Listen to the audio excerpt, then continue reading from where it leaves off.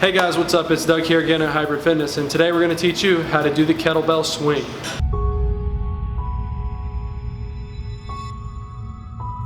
With the kettlebell swing, feet a little like shoulder width apart, toes slightly out, shoulder blades pinched. We're going to push our butt back to start the movement, and it's all going to be in the hips. We're just popping our hips forward. That's what's going to move the weight. We don't want to squat, not too much bend in the knee. It's all in hip hinging. Butt back, butt forward.